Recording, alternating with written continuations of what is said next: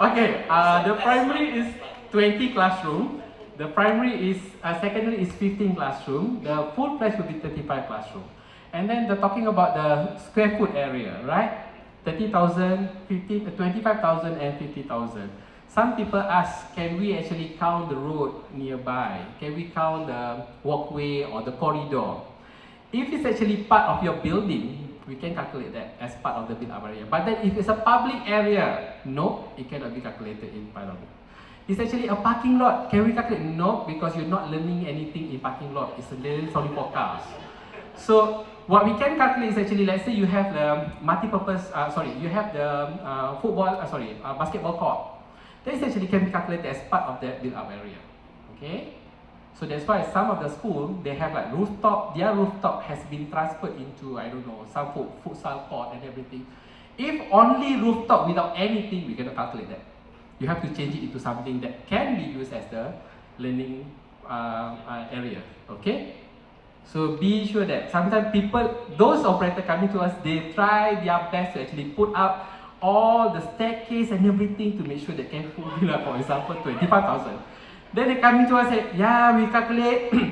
We also have to be the engineer and also the architect to calculate to look at the plan and then try to calculate that. So sometimes they short out like 500 square feet. No, we cannot approve that because it will be go against what we put in. Okay, so hopefully you can find something that meet the whole thing that we wanted here. And then for you see, international school must be international levels, and that's why they are more than the national curriculum school.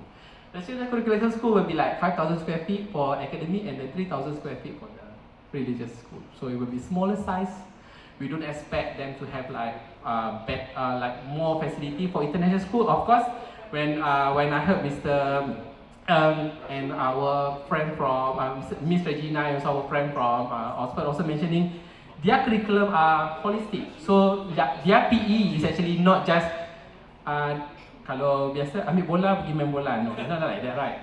So you need to have the better facility for the student to have PE classes, state of arts of arts and design, for example.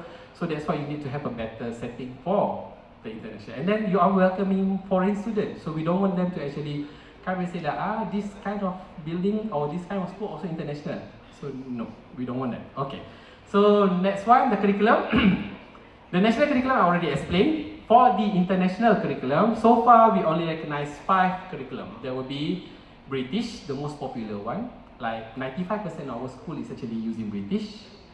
Now, last time it's actually like 100% Cambridge. Now it's actually like diverse into a few other exam bodies. And then we also have US curriculum, okay. We also have Canada, okay, and also Australia. The last one will be the International Baccalaureate. Okay, so these are the 5. But then are we locked into this only 5? No, we are actually welcoming. If you have, let's say, I don't know, I think recently we also have like New Zealand. Yeah, we just received we wanted to set up New Zealand schools. New Zealand schools. What was the name? Waldorf. Someday, I don't know. I think you in SC, you know about that. So they were actually writing to us saying that we have a proposal if we wanted to, because they know that it's not listed there, right? So it's not saying that we don't open up to any other curriculum, but then you have to come up with a proposal and then we have to see, because our concern will be the student future, okay? We don't want them to actually start using a particular curriculum and then at the end the curriculum may not be accepted. Yes, madam?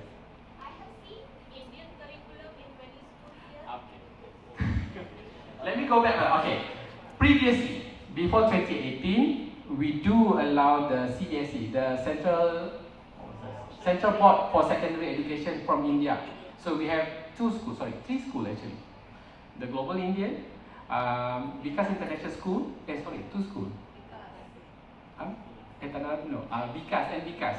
There are these 2 schools actually been approved to use Indian curriculum, but then we stopped there so far. Okay, so if you wanted maybe let's say you wanted to use the CBSE also, so then come back to us with the proper, we wanted to know, because we do understand, last time the Indian curriculum, their student mostly are Indian aspect. So they similarly like expect school, but then because the Indian also using English as their medium of instruction, so somehow it been registered as international school. So but then yeah, right now the medic course, for example, most of the students actually going to Indian. So if you do the CBSE, you have like green lane, what I heard, to medical courses in India. So if that is for us, that will be the best opportunity for the student, for our Malaysian actually. For local student also, if you wanted to go, for example, to pursue in medical, so this is one of the choice that you can have. So maybe you can add it in India after this. But then come back to the proposal. We do have Finland also. Somebody asked, can we do Finland school? But then when we talk to the Finnish embassy also, it's not something like you can do it like that. The approach we don't say that these are the curriculum. The approach can be anything. Okay, that's why I think that when Oxford coming with Oxford international curriculum, so these are the things in terms of approach of how you deliver the curriculum. We don't stop you on that. Okay, clear on that. So the last one, the headmaster. Okay, this is actually when you come to us, the proposal we need a proposed name. Okay, you can actually change the principal headmaster from time to time. I know the turnover of teachers in international school or private school are quite high, so sometimes you can see Miss A in this school. 2 years later, Miss A is actually a principal in another school, and then 1 year later, Miss A is principal in another school. Yeah, whoever offer the best, I think, yeah, why don't you go for it? So you can change, but then these are the minimum requirement that we have. Also for the teachers, for the international school, you are allowed to have foreign teacher. For the national curriculum, actually must be a Malaysian, except for some exemption. If let's say you wanted to have people teaching Arabic language in the national curriculum school, you wanted to have that, then should be no issue on that. Okay. The last one will be on fees. Age limit. Last time we do have age limit. But then based on the needs and changes and requests from the school, we don't actually have any more age limit for the principal. We do have principal as old as 70 plus, but then when we look at it, it's not 70 at all, Mr. Kim. 90s and still looking young, so okay. So these are, because we believe that when you hire somebody, you are already checking through them, you believe in them, so should be no issue on our side. Okay. The last time, for fees, these are the 4 main criteria, cluster of fees. So we have admission, registration, deposit must be less than 5,000 for international school. For the national curriculum school, primary will be less than 1,000, and the secondary less than 3,000. I have to mention about the deposit because if you compare to the previous school, to the existing schools, some of the schools do have deposit as high as like 30,000 one term. They say that their deposit is one term and their one term is 30,000. So they do get that 30,000 because last time we do control it. But then what happened is, many of the schools, once they got the deposit from the student, if let's say anything happened, they have to move out. They have to, let's say for example during the COVID, when they have to stop because the parents cannot afford, for example, due to economic constraint. So the school didn't want to refund the deposit because they said that you need to put notice 3 months or 1 terms and everything. So this has been inherited to our division because parents believe that the Ministry of Education can actually get back that money for them. No, because you signed with them. So it's subject to the whatever terms and conditions that you sign. Correct? Right? So that's why what we do is after 2018, all deposit must be less than 5,000. Only those who has been approved much earlier with a higher deposit, they can retain that, but then they cannot increase their fees anymore. Okay? But then those schools that registered after 2018, all the deposit will be less than 5,000. Okay? So it's not a point where you can actually make money from the deposit. It's actually just some sort of guarantee for the student to lock in. And then if let's say they lost that 5,000, it's also like a small amount since compared to like 30,000 or 50,000 of the deposit, right? And then the last one will be the tuition fee. The tuition fee must be including everything. Last time also, comparing before 2018, the tuition fee is 15,000 per annum. Per term. But then you have that technology fee, lab fee, science fee, this all. all the fee is total up to another 50,000. That cannot be happen right now. So whatever the tuition fee, whatever you're going to charge the student should be included in tuition fee. We believe that the student cannot just pay tuition fee for the teachers, but then all the facilities should be included when they enroll into your school. Okay? Clear on that? Because still somebody will submit to us say that our tuition fee is only 15,000, but then we add up all the other fees is like much more than the tuition fees. So it's not good for the parents. Yes? You put there that tuition fee includes co-curriculum activities. What about like chargeable co-curriculum extra? Okay, that one will be actually different because this one will be those like compulsory for all students. Right? Remember when you submit to us, you need also to have like 3 types of extra co-curricular activities. So by right, all the students should have that. But then I know some school offer like swimming classes, extra swimming classes, archery and everything. So these are not subject, this will be subject to whatever charges that you have. Okay? It's not part of the tuition fee. It's not compulsory. Yes, madam? For the tuition fees, can we charge separately for meal fees? Okay, yes. Actually for meal, if you have boarding, that can be separate from the tuition fee. I don't show it here, but then yes, when you fill in, if you have meal plan, for example, normally for early years or for primary, you have meal plan that should not be part of the tuition fees. Okay, let's say you have boarding facilities, that also not be part of the tuition fees. Okay, the last one will be this. The red one is actually one of the thing you. Okay, the fee can be increased only up to 30% after 3 years. So far.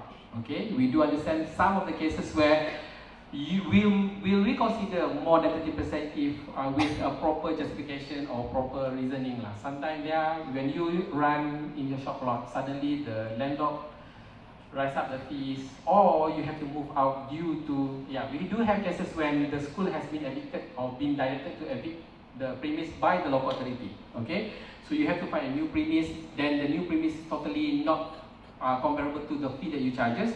That kind of cases we can actually go beyond 30,000. Okay, but then just for some fun reason, nothing, you wanted to have more than 30,000, of course we cannot consider that. 30,000, 30%. It's not 30,000, it's 30%. Okay, so I think that's about it. Okay, thank you. Thank you, Josephine. Actually, I listened to his presentation many times, but each time I also find something new. You see, one of the greatest bit is that I know all of you park a lot of money overseas, so just bring back the money and strengthen our ringgit and start your school here. Don't start in Vietnam or Thailand, you know. Alright? So bring back the money. You can use special purpose vehicle, it's okay. Bring the money back into Malaysia.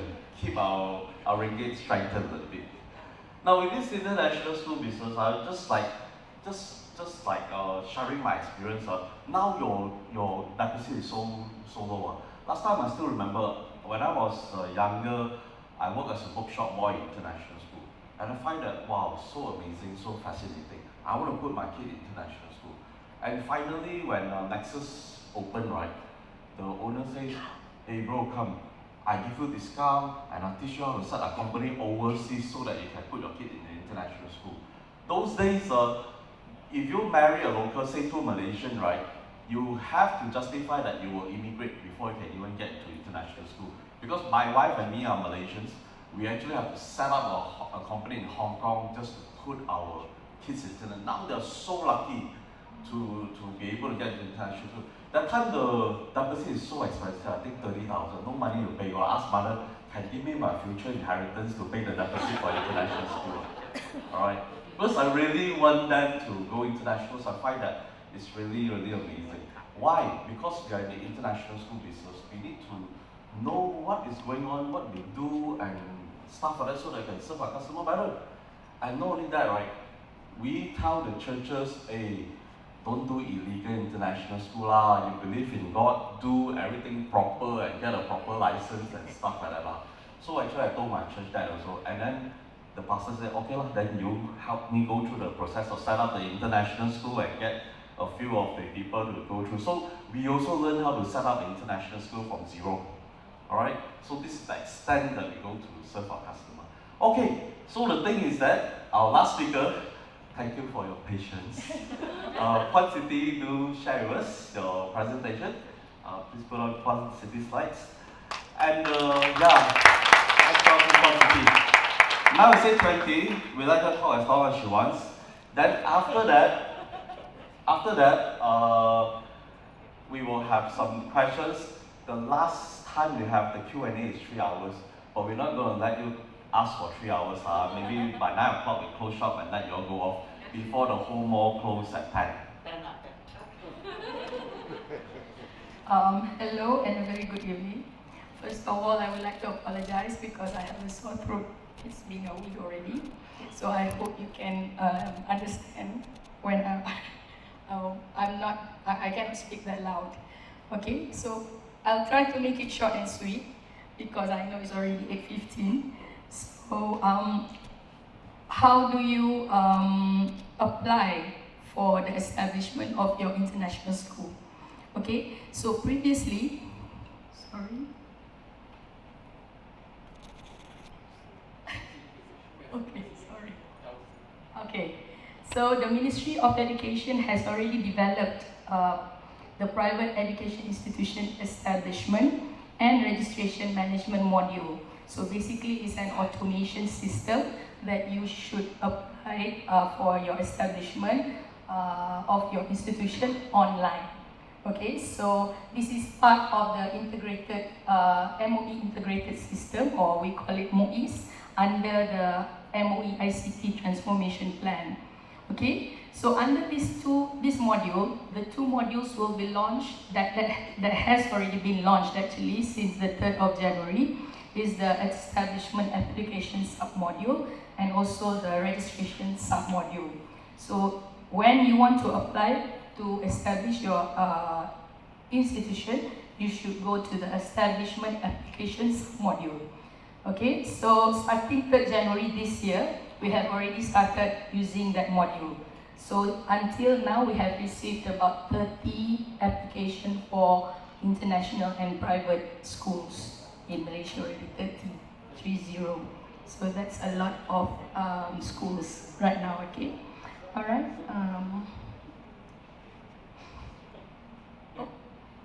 Okay, so the process of establishment and registration of private education institution before this, so the before is the one that you see the stairs there. You go to this office, and then you go to that office, and then you go to another office, okay, and you bring a whole lot of documents to the office and apply for your establishment of institutions, right?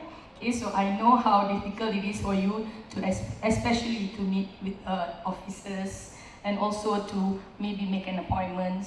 Okay, so that is previously how you apply for the establishment of institutions. Okay, so previously you send in your application to the private education division in Putrajaya. So probably you're in Johor, you send your applications to Putrajaya. Okay, so but with the module, now you do it online. Okay, so it's very easy, but you have to deal it with the state education department. So if you're in Johor, you go to Johor Bahru. If you are in Pahang, you go to Kuantan. So it's very easy for you because you go to the state education department. Okay? Right? Okay. Sorry. Okay, so how do you apply online? So you can see down there the address that you can go to, okay? You can go to this address to register. Okay, so it's https://idme.gov.my/daftar awam. So you need to register first. You have to key in your IC number. Okay, so with this actually system, if you have children going to standard 1, you can also check through this system. So this is how you apply online now. Okay, so have you gotten the picture? Okay. No? Okay. Oh. Okay, this is the screen that you will get when you go to that address that I said just now. So you go to Daftar Pengguna, you can fill in the blanks, fill in the form, which is the first one is category card. So some of you might use your passport. Okay, some of you might use your IC number. Okay, so you fill in all this form, and then you go to the next page. I don't know why. Okay, so this is the second page that we'll go to. Okay, you see that red square there? You have to click that one. It's the application. It says aplikasi. So that is the one that you should click. Okay, not the one with the laman utama. You have to click aplikasi. Okay? Thank you. Alright, so this is actually what I have.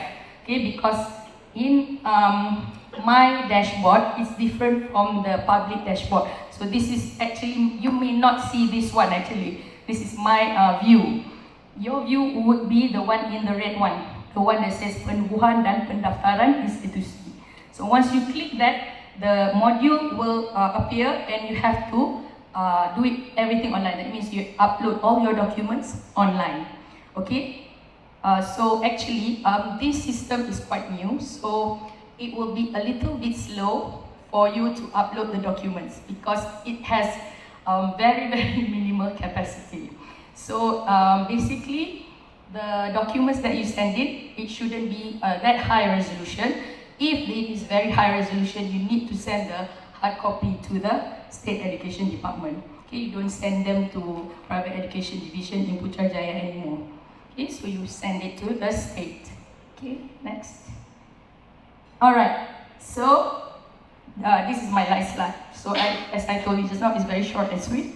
So any problems you encountered while using the module, you can email to moduleips@moe.gov.my. So this one is probably you say, I've already filled in the IC number, but it cannot go to the next stage. You can just write in anything that any problems that you encounter during the usage of the system. Because right now we are actually trying to rectify all the problems and the issues that we get in the system because there are quite a lot of bugs in our system actually. So if you have any problem, you can just go to the email address and write in, and we will try to solve your problems. So you don't need to go to the office anymore, to the State Education Department or to the Education Division. So right now it's very easy because you can just email.